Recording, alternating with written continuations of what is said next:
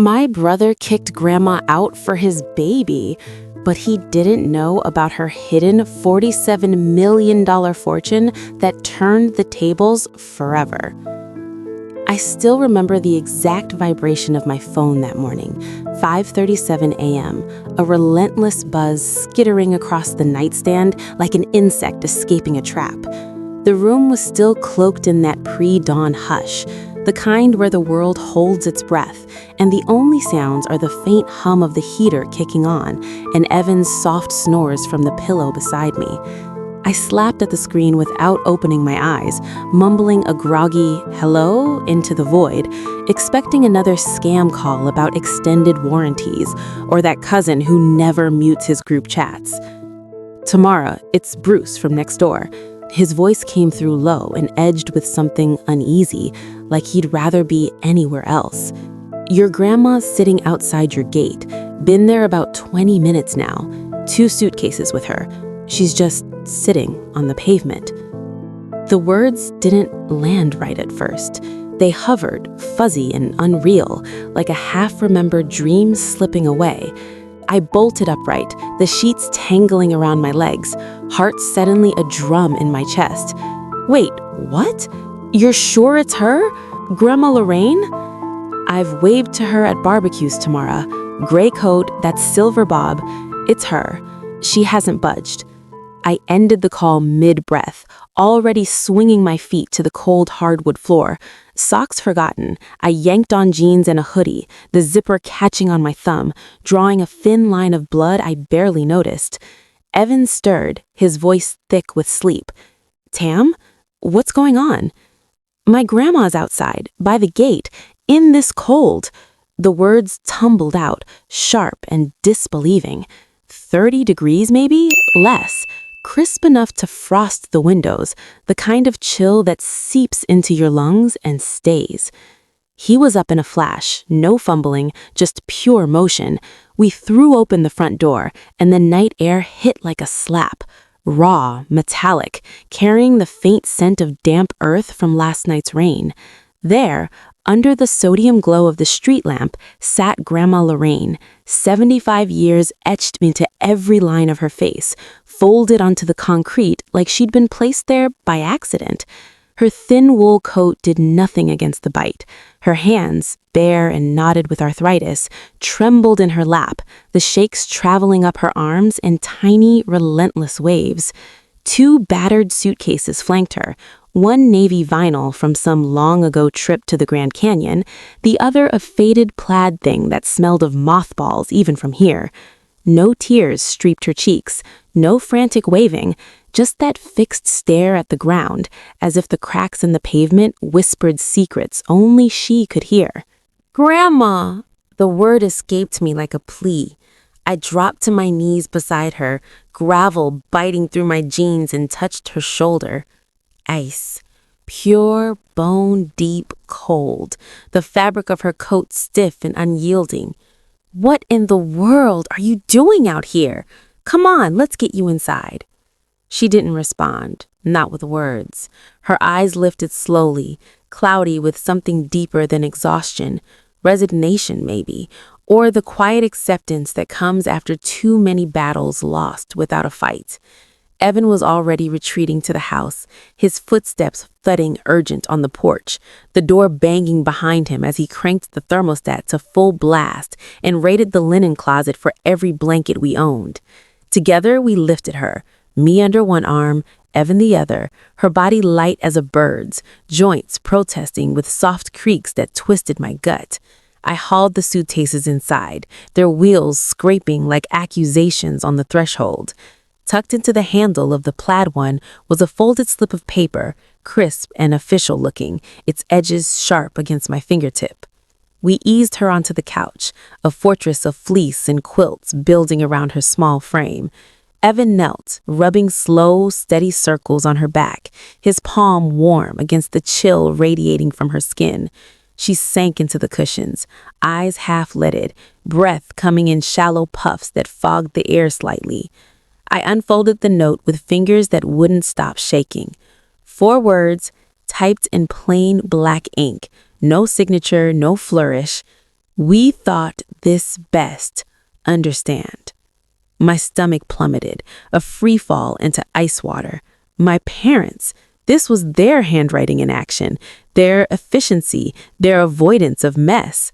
I didn't need names. The SUV in my mind's eye was already materializing. Give me a second. My voice was a whisper, barely audible over the sudden roar in my ears. I crossed to the entryway console, pulled up the security app on my phone. The footage loaded with a digital click. 5:04 a.m., timestamp glowing like an accusation. There was Dad's black SUV gliding silent into frame, headlights cutting fog like knives. He emerged first, coat zipped to his chin, face set in that familiar line of determination. Mom followed, her scarf trailing like a white flag of surrender. They opened the back door, helped Grandma out with the mechanical care of loading groceries. Bag set down, door clicked shut. No hug, no glance at my darkened windows, no knock that might shatter their resolve. Taillights receded into the gray, leaving her silhouette alone under the lamp.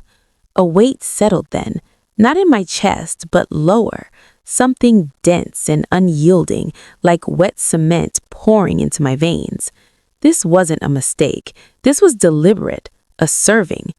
Before we go deeper, if you like this kind of raw, unfiltered stories, from betrayal to sweet, satisfying revenge, drop a like and subscribe to the channel so you never miss another one like this. And tell me in the comments, what do you like or dislike about the story in the end? We appreciate genuine feedback and love from the audience. I dialed Dad first, straight to voicemail, his gravelly greeting mocking me. Leave a message. Mom next, same. 11 calls in the next 23 minutes, my thumb jabbing redial like a heartbeat out of rhythm. Texts fired off in bursts. What happened? Call me. She's freezing. Explain. Delivered, but unread. Grandma's voice finally broke the silence, thin as the steam rising from the mug of tea Evan pressed into her hands. I'm sorry to drop in like this, Tammy. Didn't mean to stir things up so early. Stir things up? As if she were a minor inconvenience. She'd spilled coffee at breakfast. I knelt again, closer this time, searching her face for clues. The faint bruise of sleeplessness under her eyes, the way her lips pressed thin against the mug's rim. You're not stirring anything. You're family. Why didn't you knock or call? We would have come running. Her gaze dropped to the blanket's fringe, fingers twisting the threads. Didn't want to wake you or Evan. Figured someone would spot me when the lights came on, eventually. Evan's hand found my shoulder, a grounding squeeze. What did they say to you before this? She hesitated, the mug trembling slightly in her grip, sending ripples across the tea's surface. Last night, your father started packing, quiet-like, while everyone was asleep. Said Marcus and Jenna needed the space.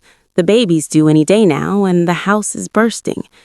Temporary, he called it, just till they settle. But the way he said it, like I was the last puzzle piece that didn't fit anymore. Temporary, I echoed it, tasting the lie like bitter ash. So they drove you here in the dark, set you down like what? A delivery? And just left? She nodded once, the motion small and final. Your mother handed me the bags, said you'd understand better than anyone, that you had the room, the patience. A pause, her eyes flicking to the window where dawn was just bruising the horizon pink. I didn't argue. What's the point? But it hurt, Tammy, knowing they saw me as disposable. Evan's jaw tightened, the muscle feathering under his stubble. The point is that's not how you treat someone who's been the glue for this family for decades, raising you kids, scraping by on that pension to cover Marcus's tuition when things got tight. This isn't right. Grandma's laugh was a ghost of sound, dry and fleeting. Glue comes unstuck eventually, Evan. Best to let it go quiet. No. The word came out sharper than I intended, slicing the air. Not like this. Not without a fight. Sunrise filtered in then, weak and watery, painting the living room in shades of gold and regret. The house felt too still, too insulated from the cold that still clung to Grandma's skin. Evan met my eyes over her head, his question unspoken but clear. What now?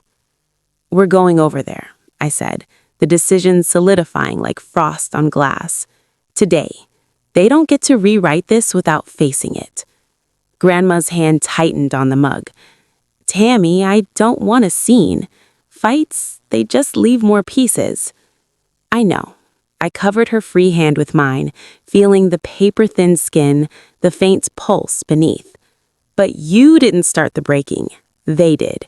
And I'm not letting them pretend otherwise. We moved like a small procession. Evan helping Grandma into fresh clothes from the guest room, me packing a thermos of coffee strong enough to cut the chill.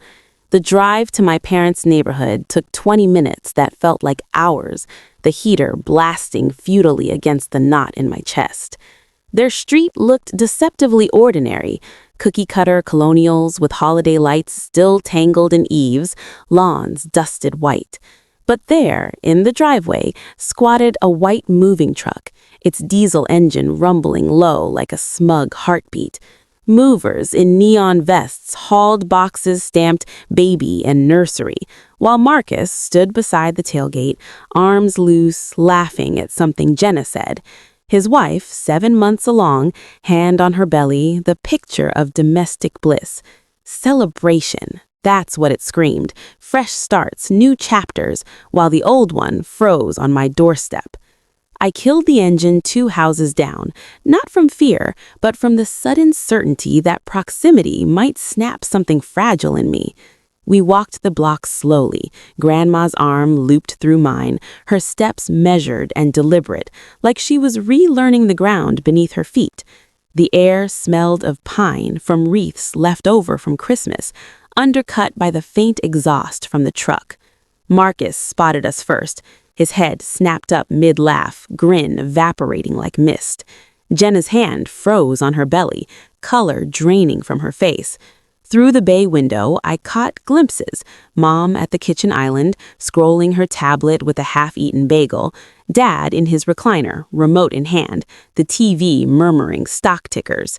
The front door was unlocked. A careless detail, or perhaps deliberate, like they knew no one would dare interrupt the unpacking. I didn't knock. Why announce what they already sensed? I turned the knob, the brass cool and slick under my palm, and pushed inward. The hinges sighed softly, releasing a wave of familiar scents. Lemon cleaner, brewing coffee, the underlying staleness of a house too long lived in without air. Grandma's slippers, soft, worn moccasins Dad had bought her years ago, whispered on the hardwood she'd waxed every spring without complaint. We stepped into the living room, a tableau frozen in casual denial.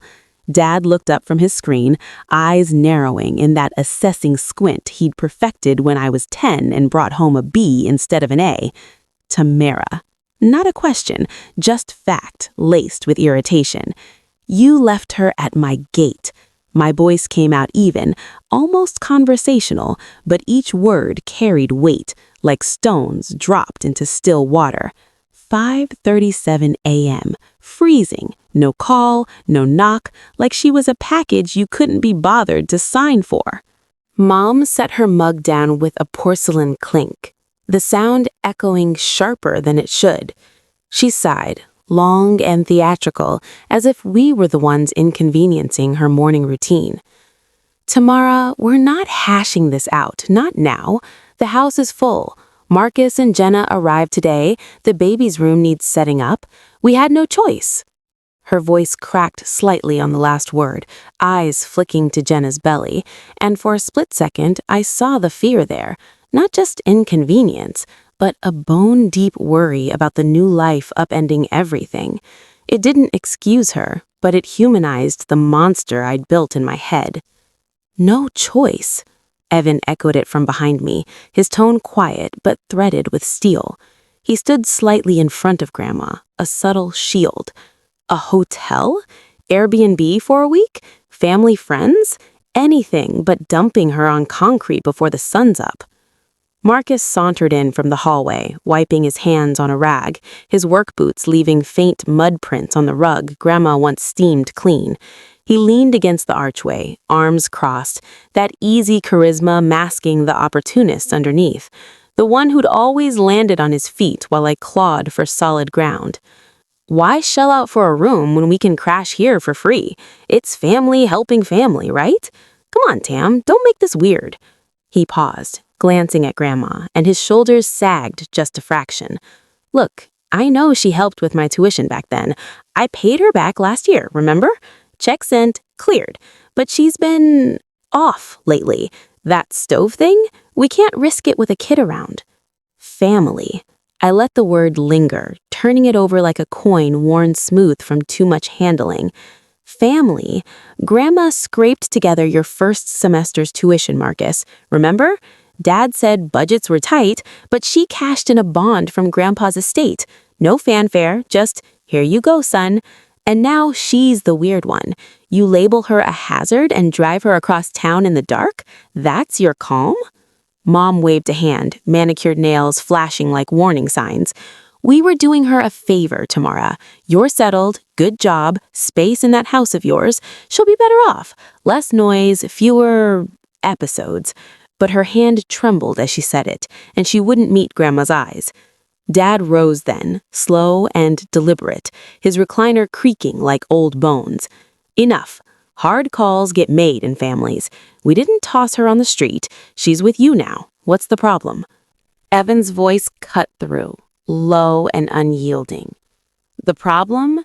You didn't even knock on Tamara's door. Left her to sit there, exposed, hypothermic risk and all. That's not a call. That's cruelty. Jenna hovered in the doorway, one hand protective on her belly, her voice soft, almost apologetic. I suggested calling first, texting, but they said you'd get it, that you're the responsible one.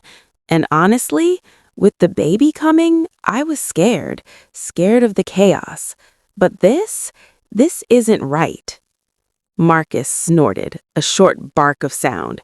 See, even Jenna's on board. You're overreacting, sis. She wasn't thrilled here anyway, always dredging up stories about the old days when Grandpa was alive and things were simpler. Gets old fast, especially with a newborn incoming. I turned to him fully, searching his face for the brother I'd once bailed out of community college fines, the one who'd crashed on my couch after his first breakup. He looked the same, dark hair tousled, easy smile, but the eyes were harder, calculating. She gave up her golden years to raise us, Marcus. Dinners from scratch when Mom worked doubles, bedtime stories that stretched into history lessons. And you call that old? Grandma's fingers whitened on her purse strap. She spoke then, voice a quiet tremor that filled the room like smoke. I never left that stove on, not once, but it was easier to let them think so, quieter that way. The admission hung there, raw and unadorned. Mom's face tightened, a flicker of something, guilt, defiance, crossing her features before she smoothed it away. Lorraine, you're confused. We've all seen it, the little slips. For everyone's safety, out. Dad's voice boomed, finger jabbing toward the door like a verdict. Get out of my house or I call the cops myself. I laughed, a sharp, hollow sound that bounced off the walls. Cops? Tell them how you abandoned your own mother in sub-zero wind chill. See how that plays. Evan gently tugged Grandma's arm. Let's go. We don't belong in this anymore. We pivoted as one, the air thick with unspoken endings. No one moved to stop us, no hand outstretched, no plea for pause. Outside, the moving truck's reverse beeper pierced the quiet, insistent and oblivious as it backed into the garage. I helped Grandma into the passenger seat, buckling her with care, the leather creaking under her slight weight. As I slid behind the wheel, I glanced back at the house, the bay window where shadows shifted, but no faces pressed to the glass. just walls, holding people who'd chosen cribs over conscience. The engine turned over with a low growl.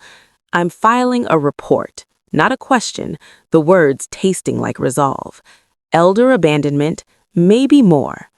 Grandma's eyes widened, hands folded in her lap.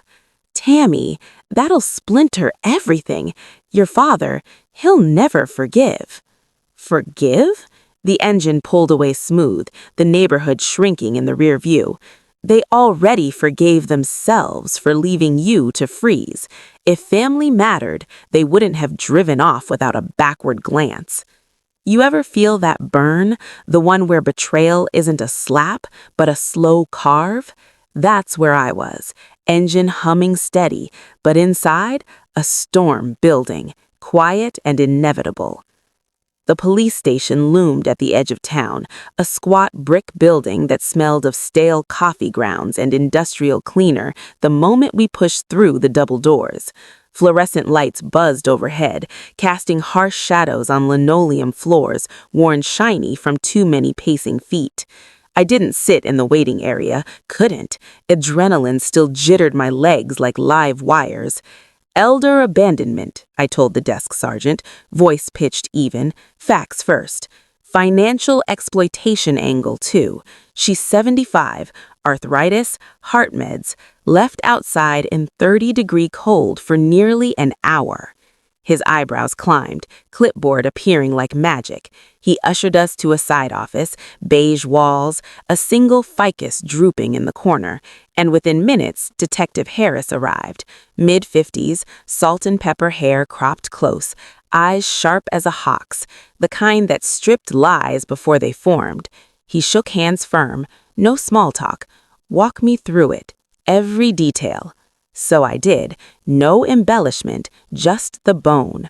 The call at 5:37, the footage time-stamped and irrefutable, the notes curt dismissal, Grandma's medical history, beta blockers for her ticker, prednisone for the joints that made stairs a negotiation, the adfrontation's ugliness, Marcus's shrug, Mom's favor, Dad's barked out. Evan chimed in on the timelines, his phone yielding screenshots of those 14 unanswered calls, texts stacking like unanswered prayers. Harris leaned back, chair groaning, and steepled his fingers. You've got video. Solid.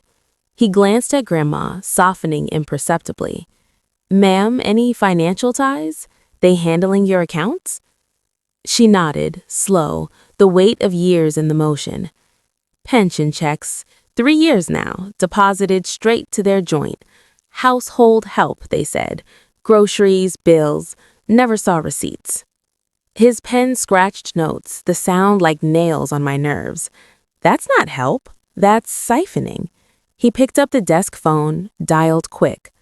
Marissa, Harris, got a fresh one. Abandonment with exploitation flags. Elderly female, no notice, hypothermia exposure. Yeah, bring the forms. 20 minutes blurred into intake questions, vitals checked on a clunky scale that beeped indignantly. Marissa from Adult Protective Services swept in like a force, late 30s, dark hair pulled taut, tablet in hand, eyes that missed nothing. She knelt by Grandma, voice gentle but probing. Tell me about the cold out there. How'd it feel, sitting? Grandma hesitated, then, like knives, starting in my toes, climbing slow. Thought of your grandpa, Tammy, how he'd warm my hands by the fire after walks. Marissa's jaw set, a muscle ticking. That could have killed you. No arrangements, no call to us? Reckless. She turned to me. We're escalating. Wellness check on your place today, full audit on those finances. Preliminary hearing in 2 weeks. Grandma's fingers twisted the blanket fringe again. I don't want to cause a rift. They're family. Marissa met her eyes level. You survived a rift they carved. We protect the survivors, not the carvers. We left with a case file thick as a novel, the door chiming behind us like a closing chapter. Outside, the sun hung higher, mocking the night's cruelty with bland warmth. Evan exhaled long. You good? I nodded, but inside a crack formed. Not doubt exactly, but the first whisper of what this would cost. The family holidays I'd miss, the brother who'd become a stranger. Clearer than ever, I lied, just a little.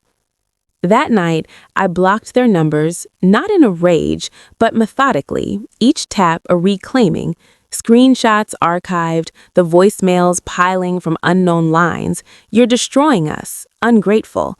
One stood out, time-stamped 2:14 a.m. Selfish snake, hope you choke on your justice. I ran it through a reverse lookup later, Marcus's carrier.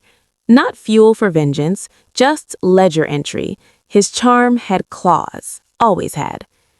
Grandma tucked into the guest room, flannel sheets crisp from the dryer, the space blooming with her presence, lavender sachets and drawers, a framed photo of Grandpa on the nightstand, his smile crooked and kind. She slept 12 hours straight, waking to Evan's pancakes, thin crisps with edges singed just right, the kitchen filling with butter sizzle and maple steam. Like when you were little, she said, forking a bite, a real smile cracking through. Flapjacks and bad jokes to start the day. We laughed, the sound tentative at first, then fuller, chasing shadows from the corners.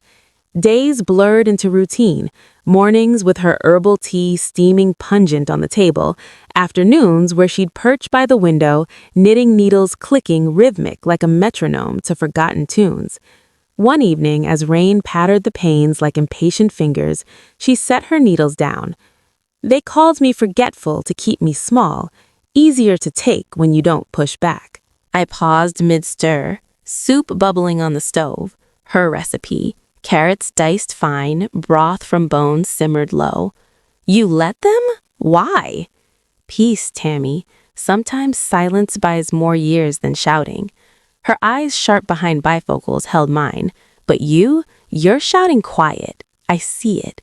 Just be sure. This road, it forks lonely sometimes. Her words lodged in me like a splinter. That night, staring at the ceiling while Evan slept, I wondered if she was right, if pressing charges would heal or just hollow us out more. By morning, the doubt had ebbed, but it left a bruise. The escalation twist came subtle, a shadow lengthening. 2 days post-report, my work email pinged, an anonymous tip line forwarded. Tamara Walker's unstable, elder abuse accusations, check her history. Attached, doctored screenshots, my face photoshopped into bar fight stills I'd never seen. HR flagged it, but the chill was the sender's trace, bouncing through proxies, but the timestamp matched Marcus's lynch hour. Not sabotage for sabotage's sake, a test. How far would he push to rewrite his comfort, and how far would I let it drag me? I forwarded it to Harris. Add this to the file. His reply, leverage. Hearing's gonna sting. Weeks compressed. Wellness checks where Marissa brought casseroles and caseworkers with clipboards, nodding approval at our setup.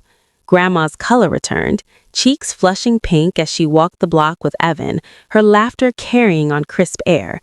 But the texts persisted, burners lighting up like fireflies in the dark.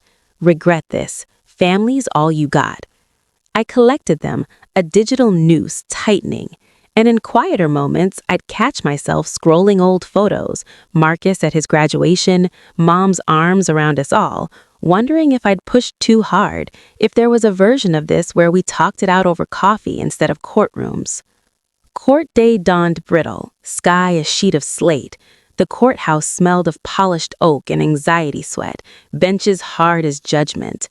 My parents arrived early, stiff in church clothes, Dad's tie knotted too tight, Mom's pearls clutched like worry beads. Marcus slouched beside Jenna, phone thumbed absently, the baby bump a silent alibi.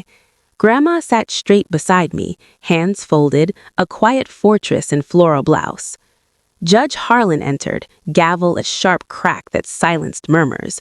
Late 60s, wire rims perched low, no patience for theater. Ms. Walker, state your case. I stood, voice steady as the oak panels, though my palms slicked with sweat.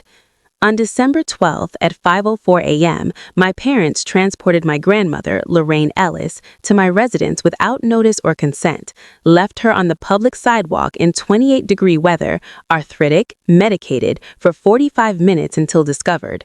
Security footage corroborates. I slid the USB across, call logs printed crisp, 14 attempts that morning, emails unanswered for days. Mom took the stand first, tears glistening on cue, handkerchief dabbing delicate. "We wanted the best for everyone," she said, voice quavering. "Lorraine's been difficult, forgetting meds, wandering at night. The baby needed stability. I was terrified of losing another piece of our family to her slips." It was the closest she'd come to owning the fear, and it twisted something in me, a flicker of pity amid the rage. Harlan's pen paused. "Legal notice given? Medical consult? Housing plan?" She faltered. "No, but—" "No." The word landed flat, final. Dad followed, bluster cracking under scrutiny. "Relocating her appropriately. Family matter." "Abandonment," Harlan corrected, eyes like flint. "And the finances?" Harris testified next, voice even as he laid out the audit. 3 years of pension diversions, $187,000 total. No ledgers, just vague household claims. Grocery totals averaged $400 monthly. The rest? Vanished into renovations Marcus oversaw. A nursery decked in cribs that cost more than Grandma's yearly fixed income. Grandma's turn came soft. "I gave because I could," she said, no tremor. "Not because they earned. They took, called it help, left me when the taking stopped." Marcus squirmed, his charisma fraying. Under cross, the anonymous email surfaced. His IP stubbed in the metadata. "Petty," he muttered. "Just venting. I was pissed, okay? Thought if I could scare her off the case, we'd all cool down and talk like adults." For a heartbeat, I saw the boy who'd once confessed his fears to me over late-night pizza. It didn't undo the harm, but it made the knife twist sideways. Harlan's gavel hovered. Guilty. Elder abuse, financial exploitation. Fines, $45,000 joint. Probation 2 years, no unsupervised contact. Miss Ellis's guardianship transfers to Miss Walker, permanent. Dad surged up as we rose, face mottled. "You raised a viper, Lorraine! Poison in the nest!" She turned, slow, meeting his fury with calm as deep as ocean. "You raised a woman who stands beside me. You raised yourself into echoes." The gallery hushed. The words a stone dropped into silence. We filed out, sunlight slanting through tall windows like reluctant mercy. Outside, Jenna lingered, eyes downcast. "I'm sorry for the quiet. I should have spoken up sooner." Grandma nodded once. "Quiet kills slower than shouts. Go be loud for that baby." That night, over takeout cartons, steaming Thai basil, Grandma slid the envelope across the table. Didn't tell a soul, wanted to see the choosing. Inside, unfolded a life hidden in plain sight. Bank statements under Ellis, not Walker. $47.3 million accrued patient, like interest on unspoken dignity. Land from Aunt Clara's estate, flipped quiet into developments. Silent stakes in a boutique hotel chain, dividends compounding in shadows. P.O. boxes, trusts layered like armor. No joint accounts, no traces for draining hands. Evan traced a figure, fork paused midair. All this while I watched, Grandma said, voice even as the rain she'd predicted tapped the roof. Saw the favoritism early. Marcus's college cash, no questions. Your promotions, Tammy, nice but steady pays. I waited for the measure of hearts. She tapped another sheaf. Monterey Inn, 14 rooms now. Spa added last year. Ocean whispers at night, gardens that bloom wild. Yours, Evans. Run it with the slowness life deserves. My throat closed, the ginger heat of curry forgotten. Not the numbers, the trust. Grandma, this is real as the cold they left me in. Her smile ghosted. More real than blood that thins. We drove north that weekend, windows down to salt-laced wind whipping hair. the highway unspooling like a promise. The inn perched on cliffs, white clapboard against crashing waves, air thick with brine and eucalyptus. Staff, a grizzled couple who'd tended it 20 years, greeted Grandma with hugs, not bows. Boss ladies kin, welcome. We toured slow, reading nooks with sea view shelves, spa rooms echoing faint steam sighs. No grand plans, just whispers of patience, of mornings where coffee brewed to the rhythm of tides. Back home, the photo Evan snapped, waves gnashing foam, posted innocent, brought the knock Monday noon. Mom on the stoop, casserole dish balanced, lemon bars peeking through foil. Dad behind, tie loosened, Marcus in slacks, pressed crisp, irony thick as the scent of baked sugar. Can we talk? Mom's voice bright, rehearsed. Reconnect, we miss you all. Grandma moved first, shadow in the hall. Missed me on concrete, did you, before the sun warmed it? Mom's smile faltered, dish tilting. We were wrong, scared. Let us make it right. Keep the lemon bars, Grandma said, tone even as glass. Door? It stays sealed. I closed it, the latch clicking clean, final. No slam, just certainty. The knob turned smooth under my palm, severing the echo. In the days after, the apologies cascaded, voicemails weeping we're broken, letters scented with Mom's perfume, flowers wilting on the stoop. Shredder hummed their end, confetti snowing into trash. One call slipped through weeks later, Dad's voice frail from a hospital bed. Heart episode, stents, monitors beeping. Come, for Lorraine's sake. Grandma took the news by the window, rain sheeting glass like tears held back. He drove me out in that cold, now his own chills him. I gripped her hand. We go, or? Go, she decided, eyes on the storm. Not for forgiveness, for the mirror he needs. The hospital corridors smelled of antiseptic bite and wilted carnations. Dad lay pale, tubes snaking, Mom hovering like a ghost. Marcus in the corner, slacks rumpled now, defeat in the slump. You came, Mom breathed, reaching. Grandma halted at the bed rail, voice steady. For the man who packed my bags, not the myth.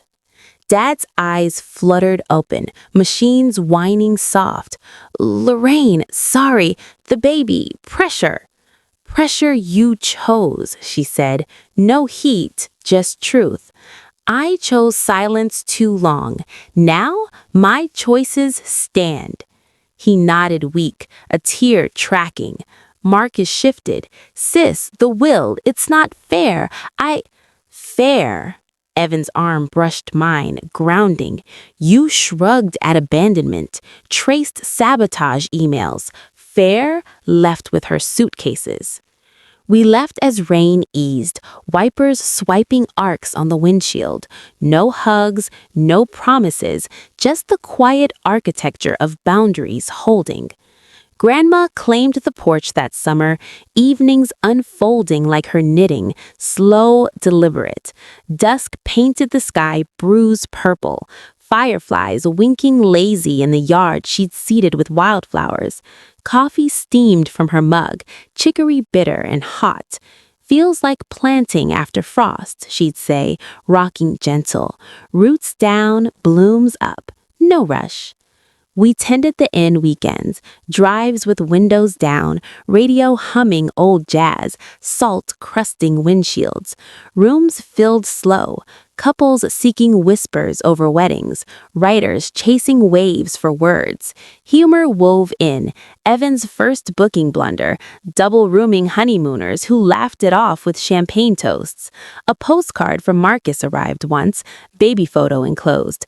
No return address. We framed it in the lobby. Caption, choices grow. Last week's envelope came quiet, sealed wax red. When the time, Grandma said, pressing it into my palm, her skin now warm, steady. Not goodbye, just next. I nodded, tucking it safe. We have the rest. Safety and soil turned fresh. Dignity woven thread by thread. Family not by blood's thin claim, but choice's thick weave. Evan's hand in mine at tide's edge. Grandma's laugh chasing fireflies. Truth ripens heavy and sweet.